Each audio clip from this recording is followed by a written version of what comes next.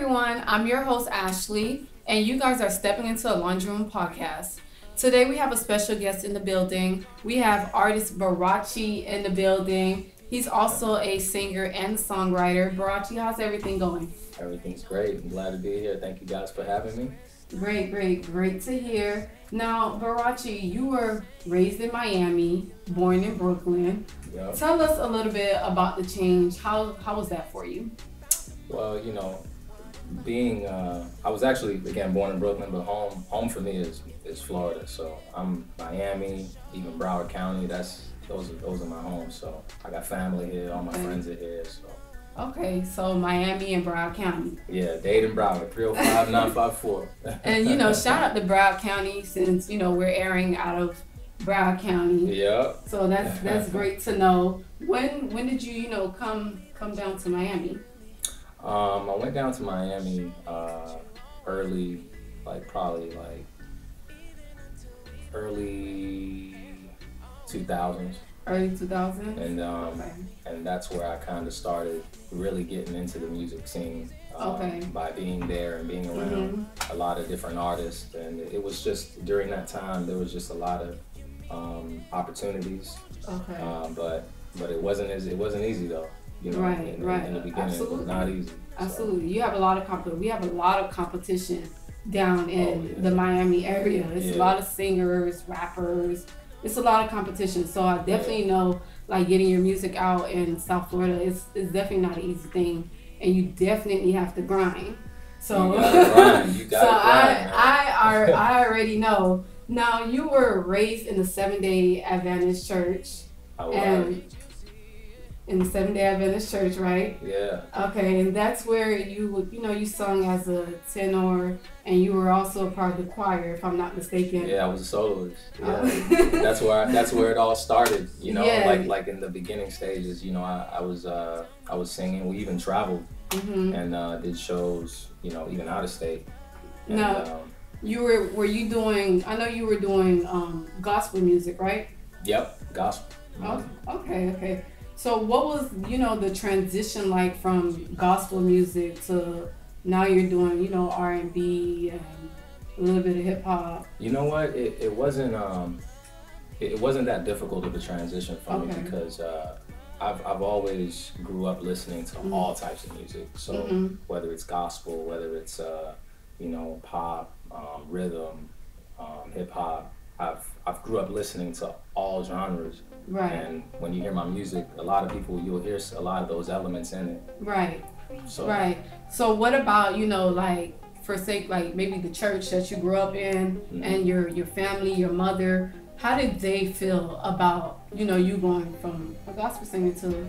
Well, you know what? They're very supportive. Very supportive. They're actually very supportive. And one thing I will say is that my mom is always like, keep God first. What I mean? Absolutely. Do what you love, but put Him first. And absolutely. That's what I did. That's what I can still do to this day. So. Okay. Now, I was doing a little bit of research. Your mother gave you the name Barachi. She did. Tell us what that name means. You know what? She got my name from the Bible, and the crazy thing is, I never looked into it. You know what I mean? It was just one of those things where it's like, all right, I have a name that no one else has. Cool. You know what I mean? But my manager did a little research. And he went online and he started going into the Greek, meanings, and started breaking down the words. Right. And he said that Barachi meant lightning of God, and I was like, that's news to me. You know what I mean? But I'll take it. You know what I mean? So. Right. And do you feel like everything that's been happening in your career has been moving in that favor, in that lightning of God? It has, lightning of God. Lightning of God. But yeah, like I said, I put Him first, and that's why things have been going the way they have been. So I definitely that's where all the credit is due. Like, you know what I mean? Okay. Now your brother Acer, he gave you a guitar at 15. Acer, my brother. He's actually a well-known artist in Miami. He paints. Well, that's great. And he's at all the art shows and museums, and he gave me my first guitar when I was, I think I was like 16, and I started playing ever since. So, how did he know that you were going to like a guitar, or a guitar was a suitable gift for you? He didn't. He didn't, because when he gave it to me, I did not know how to play at all. Right. You know, what I was playing prior to that, I started playing the piano. Okay. So that's where I started, and I would even perform live, you know. But I'm not that nice on the piano. You know what I mean? And when he gave me the guitar, I started, practicing. Everything is practice. Practice makes perfect. But repetition. Absolutely. And I did that daily, and then my guitar skills are definitely way better than my piano skills now. So. Okay. Yeah. Now, let's go back to the church thing. A lot of musicians and singers, they start at church. They start in church. A lot. Yeah, a lot of them. Yeah. You feel like, do you feel like that's where a lot of talent comes from? You know what? There's a lot of talent coming from all different types of places, but primarily the church. Like even Beyonce, she came out of the church. Absolutely. You know what I mean? And I think she's, like, as far as a female artist vocally, I think she's untouched. Absolutely. She's untouchable. She's awesome. You know what I mean? She's definitely awesome. Like, ain't nobody touch the queen bee, you know? So right. But yeah, there's a lot of talent that comes out of the church, and gospel, and Fantasia's another one. So yeah, church definitely is a place where there's a lot of talent. Okay. Definitely. Now you're a little bit different, because when you first started out, you didn't actually know how to read music. So I still don't know how to read music. So how was it like with singing or writing? Like, how was that like? How does that work? You know what? For me, I tried learning how to read music, but for some reason I just didn't have the patience for it. And it was easier for me to just hear it and play it.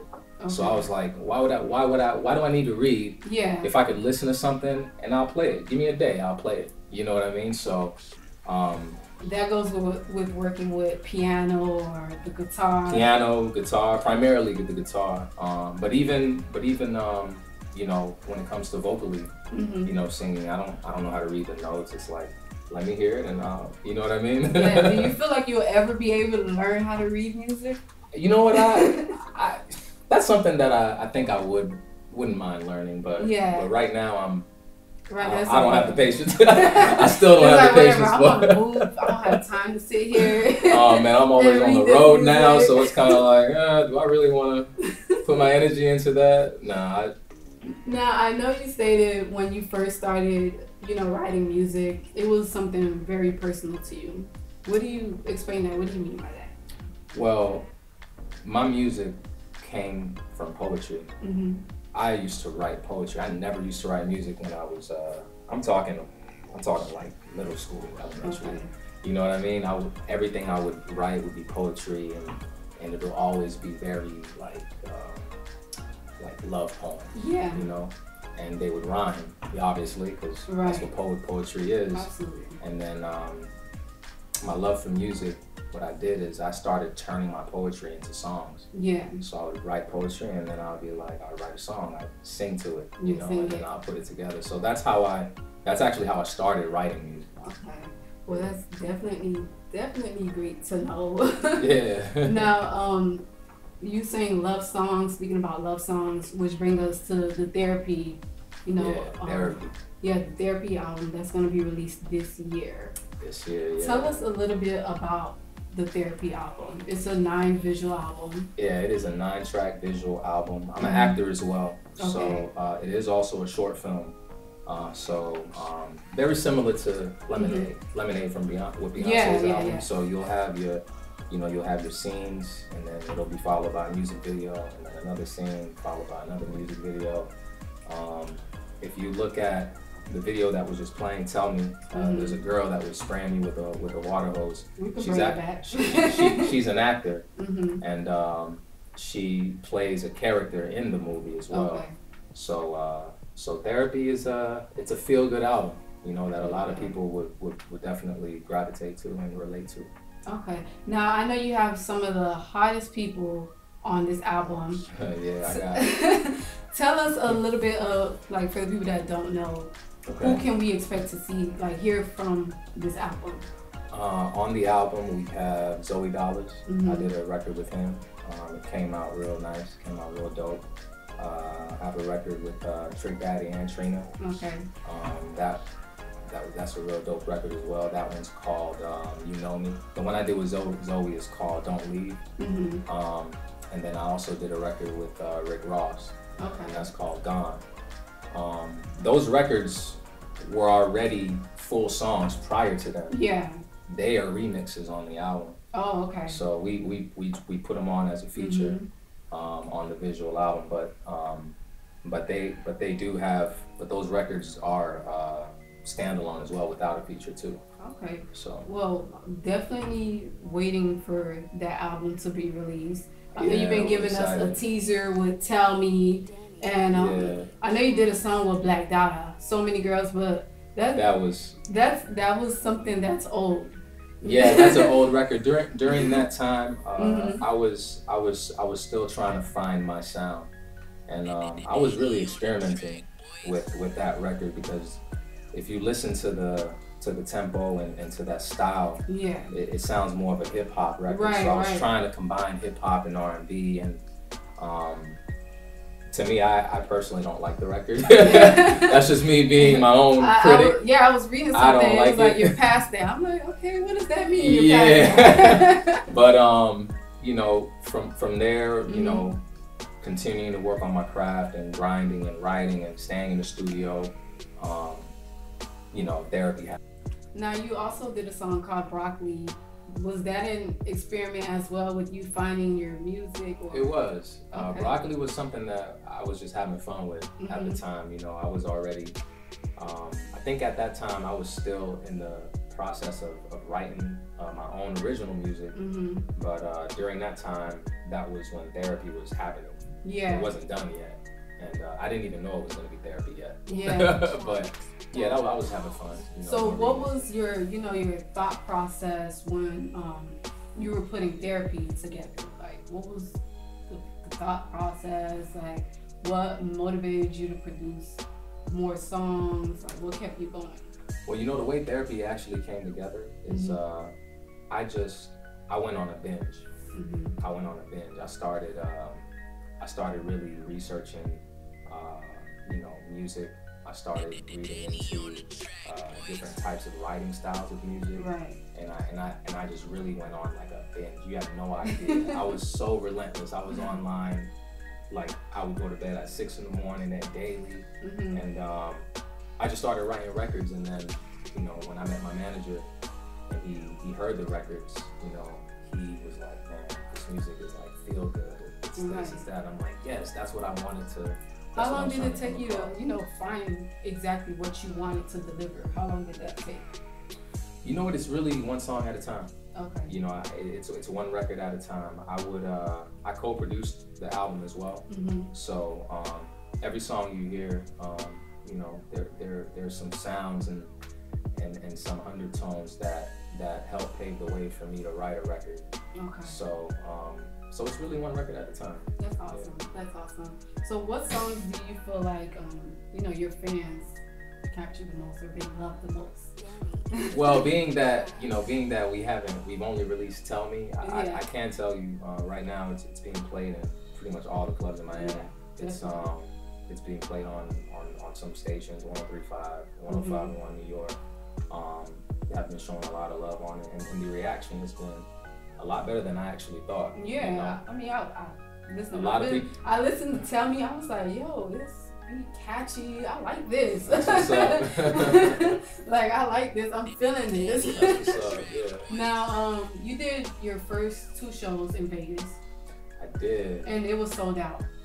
It was dope. It was a real dope experience. I see, it was sold out. Like, how did you feel for you to be able to, you know, do shows and they're sold out now? Like, yo, it was crazy. It was real fun too, you know. Okay. And the reaction is like what surprises me a lot. It's like, man, people are really feeling this. You know what I mean? I thought it was cool, but you know what I mean? Yeah. So, but yeah, it was definitely a dope experience being out there. The energy was real dope too. That's awesome. I mean, that's a great thing to be able to, you know, like have sold out shows. That's amazing. That means that your music is actually, you know, touching people in different ways. And you know, I try to take a different route in my music. If you listen to it, you know, kind of bring back that 90s love. Absolutely. You know what I mean? Yeah, so we can get that feeling. I feel like that was kind of, you know, something that was missing. And I didn't do it because I felt like it was missing. I did it because that's what I've always been about. You know, I'm big on love. You know what I mean? Right. You know, so, and it all, like I said, it all started with poetry. You know what I mean? Love poems, and, you know, and now it transitioned into, you know, therapy, the whole album. Right, and the people behind therapy, like, I was reading, like, the manager also worked with Genuine and D'Angelo. Yeah. So Genuine he also gives you that classic feel as well. So I definitely think the person behind it is definitely the perfect person to be behind it. Yeah, his name's Lindsay. He's definitely one of the heavy hitters on the team as well. He's a real good manager. He managed Genuine, like you said. One of the top managers in the U.S. We could say that. You know what I mean? Okay. I guess we could say that. He's gonna be watching this like, yeah. But yeah, he also managed Maya too, which is she's dope. I always like Maya's music. Excellent. Do you feel like, I know going to Vegas and just being like traveling, is traveling something that keeps you going and keeps you delivering with the music? Traveling is something I had to get used to. I'm actually flying out Monday. So it went from me just being here in South Florida and Miami and Barachi, and then all of a sudden I'm flying out every other week or every week. Yeah. And I'm gone for sometimes weeks at a time or days at a time, and so I'll come back. Busy. Oh man, super busy. It's been crazy, but I'm used to it now. I'm cool. I'm cool with it. Where else will you be at, like, on tour? Well, if you go to Barachi.com, you'll be able to, which is BARACHI.com. You'll be able to see a lot of the different dates and what's up and coming. Okay. But I know I'll be in ATL next week. So definitely dope. So, like, who has played the biggest part in your life? The biggest part in my life, besides God? Yeah, besides God. I would say my mom, for sure. My mom definitely played the biggest part in my life. Just the type of person that she is. Is she always down your neck, like, you gotta do this, you gotta do that? My mom is like, she's a unique breed of a person, you know. She has a big heart. Okay. And she's very giving, but she won't let you walk over her though. Right. She don't play. You know what I mean? So it's one of those things, you know, being raised by someone like that who's so giving and loving, but, you know, strong. You know what I mean? Such a strong woman. Like, she don't care about what you think, what you say. So, you know, I would say she's definitely one of the people that plays a major part in my life, for sure. Okay, great. What advice would you give upcoming artists? Like, what advice would you give them to get to your level? Because I know you've been on Music Choice and you've been featured on BT Jams, if I'm not mistaken. BT, oh yeah, BT, I remember that. Yeah. What advice would you give artists to, you know, get to where you've been? The best advice I would give an artist that's up and coming is to be unique in your sound. It's good to pay attention to what type of music is being played. Right. But don't, you know what I'm saying? Don't take it all the way and run with it and try to sound like someone else. Yeah. You know, be very unique in your own sound, find your own way, and make it dope. Absolutely. And get it heard. Yeah, and I feel like that's the issue with a lot of brown artists is they're not being unique in their style. Like, you know, we have Kodak Black out here. Everybody want to sound like him. Kodak is lit right now. It's like everybody falling behind him, and then they're killing me with the auto-tune. But just like you said, you see, you know, people who want to sound like him. Yeah. Like, guess who does he sound like? He doesn't sound like himself. Yeah. Exactly. So he sound like himself. That goes back to what I said. You know, create your own sound. have people follow your sound. Right. You know what I mean? So that's like the best advice. That's definitely some great advice, and it's always a great thing to be different and be different. Be able to stand out. Because when you deliver something that's unique from you, then you stand out. Then people are like looking for you, like, okay, who is this person? Even if the music isn't good, you still stand out. At least you stand out. Right. Because you could have good music that sounds like everybody else. People gonna jam to it. They're gonna bob their head to it, but they're not gonna remember it. Yeah, they're not gonna remember it, or because the next record they hear from the person that you copied, it's gonna sound the same way. It's gonna sound exactly same way. Yeah, and I mean, a lot of that music is not gonna get put on radio either. Because why would the radio stations play it? Why would they already have a Kodak glass? Even like you said, you know what I mean? They don't want another one. Well, we're getting ready to close out. Let us know where, you know, we can keep in touch with you at, and your music and definitely all again, that good stuff. Yeah, so everything's on Barachi.com, BARACHI.com, and then my social media platform, everything, Twitter, Instagram, you name it. It's Barachi Music, and that's BARACHI Music, spelled the grammatically correct way. USIC. The proper way. The proper way. Well, thank you so much, Barachi, for stepping into the laundry room. It was awesome having you. Thank you so much for having me. Anytime you have anything else coming up, you know, the laundry room is always here. Oh. Thank you guys so much for tuning into the laundry room. Make sure you guys subscribe to the laundry room on YouTube. Thank you guys once again. Let them know what you're watching. Awesome.